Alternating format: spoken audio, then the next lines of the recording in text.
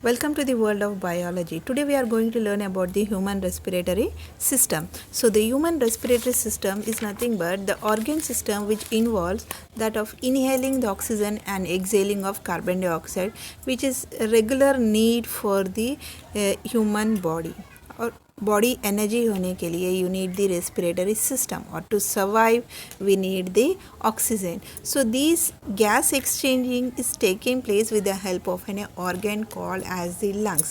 So these lungs are situated or present in the thoracic cavity.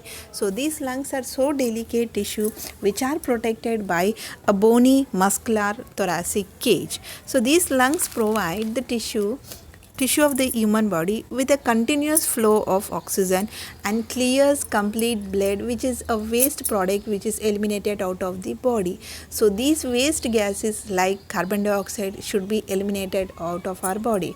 So from where our body is generating the carbon dioxide? That's the question. So the carbon dioxide is coming out of body, that is due to the metabolic activities which is taking place in our body. So हमारा body के अंदर जो भी metabolic activities taking place like catabolism हो सकता है, anabolism हो सकता है, because of these mechanisms happening in our body or breakdowning of glucose molecules or breakdowning of during the aerobic respiration or cellular respiration in our body, some amount of carbon dioxide is released. So this carbon dioxide is a waste product of our body, should be eliminated out of our body.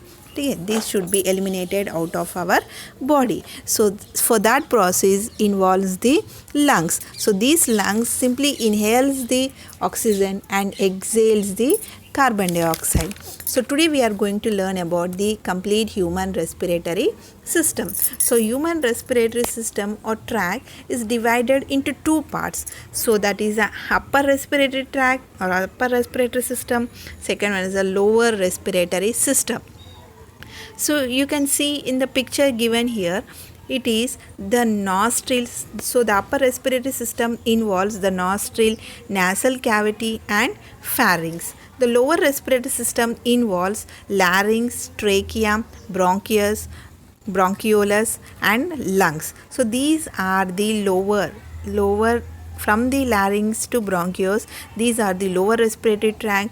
The upper respiratory tract is nothing but nostrils, nasal cavity and pharynx. So let us go in detail with each and every part of the or every tract of the respiratory system. First when we go with the nostrils. So these nostrils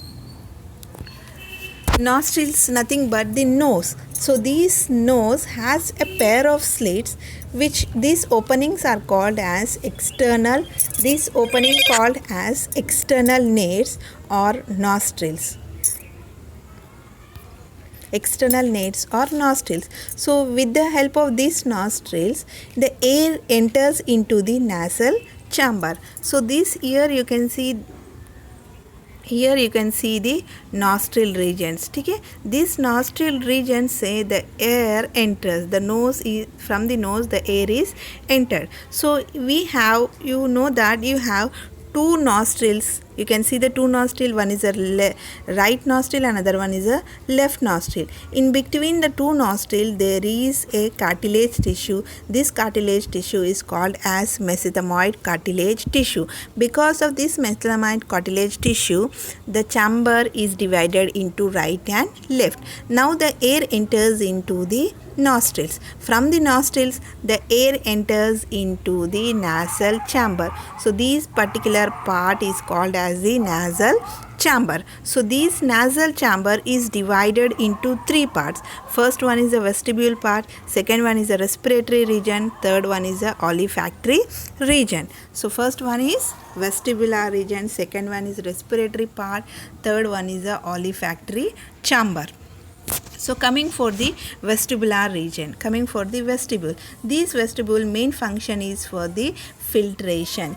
It helps in filtering of the air, and this vestibule region is lined with mucous membrane. Mucus से line होता है and इसका अंदर the presence of hair is seen. So these air which is present help in sticking of the dust particles. The air के साथ जो भी dust particle which enters into the nose gets sticked for the hair. So it helps in the filtration of hair. The vestibular help in the filtration of air.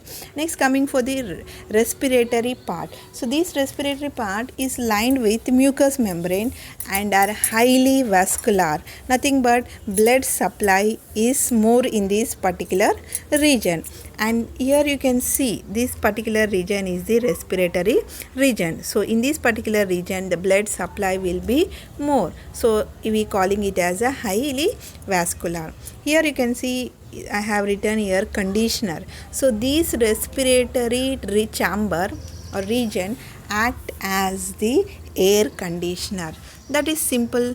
When you inhale in our body, inside our body, we will maintain the normal temperature. So a certain amount of temperature will be present inside our body. When you suddenly inhale the cold air, like in the winter season completely cold air is inhaled in our body, or during summer more amount of the hot air is inhaled in our body. So at these two conditions what happens, the alveoli which is present inside the lung get damaged because of extreme cold का वजह से, नहीं तो extreme heat का वजह से क्या हो सकता है, alveoli can get damaged. So in order to maintain this normal temperature, so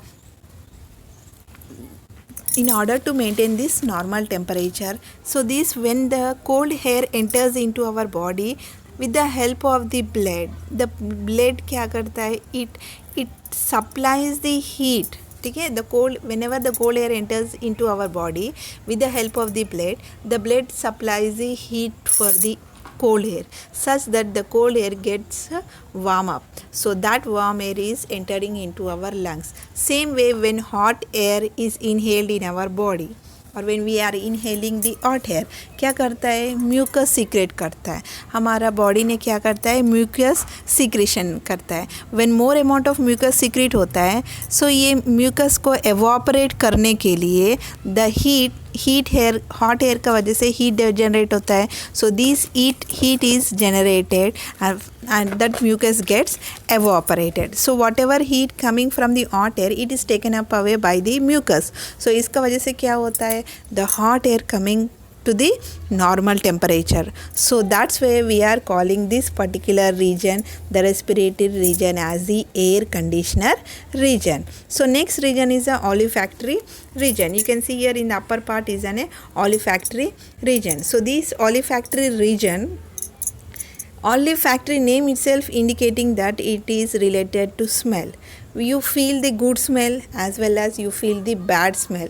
So this smelling senses is regulated with the help of the olfactory region. So this is lined with the sensory membrane which is completely consists of olfactory cells. So this is about the nose part. Next, coming for the pharynx. The air which enters into the nose enters into the nasal chamber. From the nasal chamber the air enters into the nose. From the nose, nasal chamber.